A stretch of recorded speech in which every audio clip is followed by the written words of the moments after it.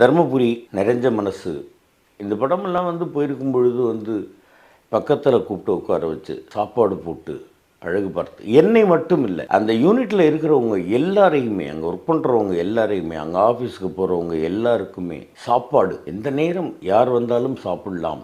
இறப்புக்கு பிறகு யாரோ ஒருத்தர் சொல்லியிருந்தார், நான் எனக்கு இங்கே வந்திருக்கும்போது எனக்கு இந்த ஊரில் யாரும் தெரியல, நான் இங்கே சாப்பிட்டுட்டு போனேன் உங்களுடைய ஆஃபீஸில். இப்போ கட்சி அலுவலகம் இருக்காங்க. ஒரு நாள் காரை நிறுத்திட்டு பார்த்துட்டு கேட்டாங்க, யாருப்பா நீ இங்கே வந்துட்டு போறீங்கன்னா அந்த மாதிரி வந்திருக்கேன் அப்படின்னு. உனக்கு வேலை கிடைக்கிற வரைக்கும் நீ எப்போ வேணாலும் இங்கே சாப்பிட்டுட்டு போன்னு சொன்னாங்க அப்படின்னு அந்த தம்பி சொல்லியிருந்தார்.